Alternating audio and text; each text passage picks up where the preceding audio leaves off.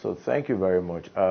Just like you've mentioned, it's 16 days of gender-based violence activism against all forms of gender-based violence. It's a worldwide activism instituted by the UN Women to ensure that those who are suffering from all forms of violence, first of all, are aware that what gender-based violence is. Because without knowledge, you can't be able to help yourself. And then when we talk about that, then we're not talking about what is really gender-based violence. And then from when people are fully aware that gender-based violence, any form of violence that is being perpetrated on an individual because of their perceived gender role, perceived sex, then it becomes a gender-based violence. So we at Caritas Nigeria are joining the whole world in commemorating 2023 16 Days of Activism with the team that says unite, invest, and prevent gender-based violence against women and children. So in doing that, we're raising our voices within the community where we work to say no to all forms of gender-based violence, to say no to all forms of sexual exploitation, say no to child abuse, and say no to child early and forced marriage. So we are standing and joining the whole world in condemning in its entirety all forms of gender-based violence as perpetrated to an individual, whether male or female. I think it's also worthy to know that it's not only females or girls who also suffer from this heinous crime. Men and boys are also part of that as well. So we are not just leaving the men out of it, but data has shown that 1 out of 3 women also suffer from this gender-based violence. Men don't mostly come out due to the gender discussion around masculinity. I'm a man, so we should bear everything inward. But that doesn't stop that men are not also survivors or victims of the gender-based violence. So we are joining the whole world and aligning with this team that say prevention is better than cure. Then how then do we join our voices?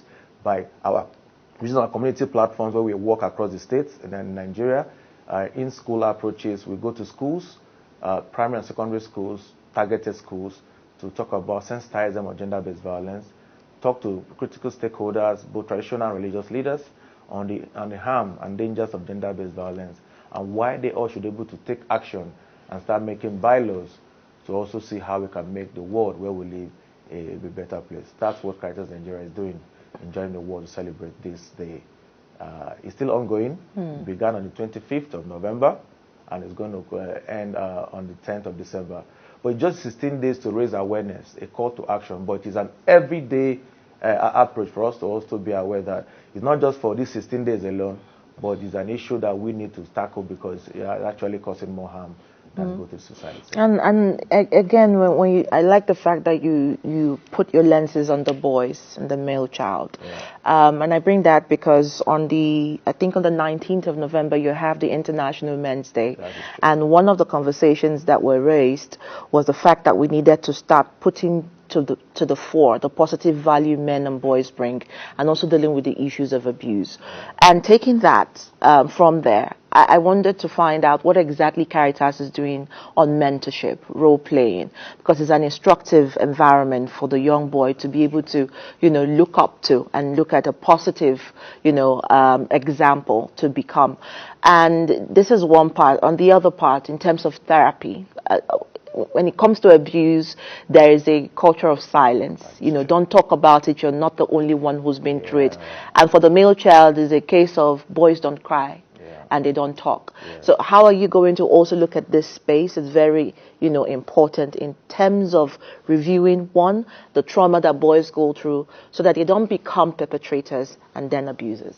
That is very, very true. And Caritas also has platforms at the community level. We're using 3 strategies to address that.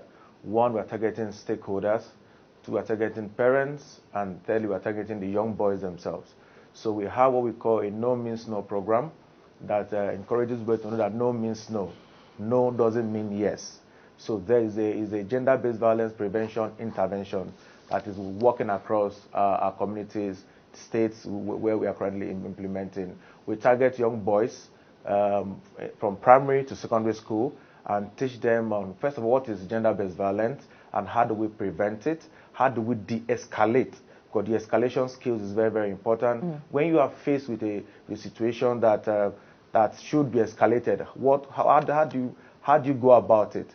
As well as that, so we're also helping them to learn that skill, to know that because I'm a boy, because culture of men don't cry, boys don't cry, we have been groomed and toughened not to express how we feel. That it's actually a very wrong practice. So we catch them young at that level and start letting them know that women have to be respected, that women have to be taken care of, as well as you too as a young boy or as a young man, your life also matters. Then in moving forward, in engaging with the caregivers who are the parents or guardians, as we may say, we also tell them on how to engage with their children, because charity begins at home. Whatever we are is a function of what we have been groomed, either from the society, our parents, value system, religious systems. These are or the media as well. So these are things that inform who we are as we also grow up. So in doing that, we target the parents through advocacies, through caregivers forums, where we get them together, sensitize them. Some of them will get some lashback. No, boys are not supposed to do this. Boys are not supposed to do that, because they also are. It's also it's a practice that has been learned over time. So if I'm a father trying to groom my son in a way I was groomed by my father and my fathers before my father, so it becomes a continuous thing. So we let them know that hurt people hurt people. If you are hurt and we are not able to break the cycle of violence, then it's going to continue. We're going to keep perpetuating violence. Then the stakeholders are now also left out. When we look at the village chiefs, the traditional leaders, the religious leaders, and how has religion has also affected the way we think and shaping what we do. So we also are targeting them at that level, sensitizing them, organizing capacity building sections for them, using their own community meetings as platforms to also ensure that boys are safe. Then for mental health and counseling, which is also very important, because culture of silence, men, we don't speak up. When you are perceived to speak up, then you are tagged to be a woman rapper, or you are weak. Or weak, yeah. Or weak. You are weak in the society. So that again, for us, we are encouraging them to speak up, that even men also hurt, that men also cry, that it's not abnormal for a man to cry. It's not normal for a man to feel pain and say, I'm actually feeling pain. And because when we don't, unexpressed expression can cause a whole lot of damage. Either depression, it can cause a whole lot of mental health issues. And when it is bottled up for so long, you can react in a way that people will start wondering what's actually going on. So when we start sharing and start talking about it, so we have support groups. Within those support groups now, it helps them to call like a peer-to-peer mentoring system, where they now start talking to themselves, start sharing about some pains they have been passing through. Disclosure also have a platform for the disclosure of violence. Also have a platform for counseling for those who didn't disclose, and they also referred for longer-term psychosocial counseling. Those are done by trained experts and psychologists who will be able to handle them. Yes, that's also what we do. All right, Charles, let's go talk about HIV and AIDS and the situation in Nigeria. A lot of people don't seem to realize that it's something that has really not gone away. Yeah. And in that particular regard, what is Caritas Nigeria doing to help Nigerians remember and understand that HIV/AIDS is still here? How do we prevent? How do we take care of those who are already living with HIV? All right, thank you. We see there has actually been a very big improvement from where we were to where we currently are in terms of knowledge about HIV and AIDS. But that does not still mean that it is everybody is fully aware. Those who are aware are still believing that I'm untouchable. It can't get to me. I'm covered with the blood of Jesus. And then at the end of the day, they are still living risky lives and indulging in risky behaviors, which actually also exposes them to contracting this virus called HIV.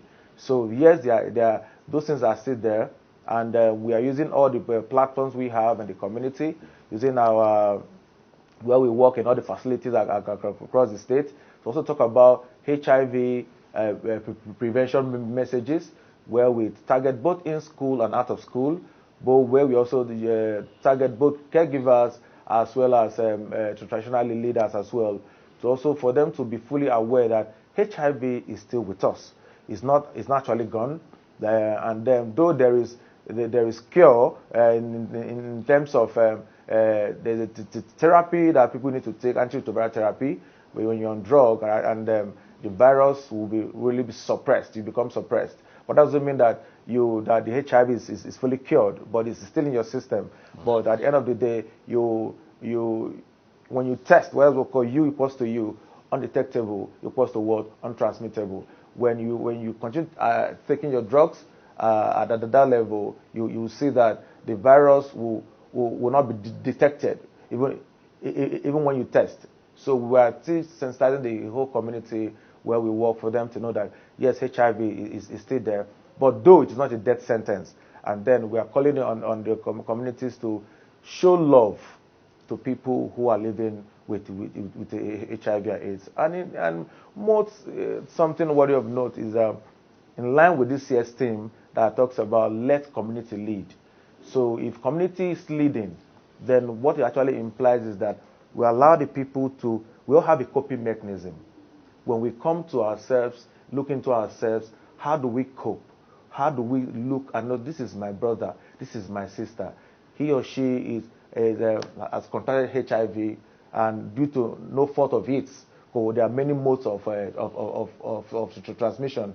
So how can we stop stigma and discrimination that has caused a whole lot of harm than good, has made people not to even want to know their status, first of all, because if you don't know your status, then that's even like the worst part, because if you don't know, then how do we now place you on treatment? And they say early detection is very, very important, because if you know that your HIV status, then you are placed on care on time, then you see that definitely it's not and will never be a death sentence. So Caritas actually is working across the communities, sensitizing people on HIV testing. We have community testers who are testing in the community, both as well in the facility as well. All right, thank you so much, Charles and Nene. And he's been talking to us about the 16 days of activism and sexual and gender-based violence. And as the leader, the gender and protection lead of Caritas Nigeria, he's enumerated a lot of events that we are to expect from them while they continue to do that, even after the days have been, celebrated. And he also gave us an overview on the roadmap and contribution of Caritas to HIV/AIDS containment and plans of the organization to continue to do more. Thank you so much.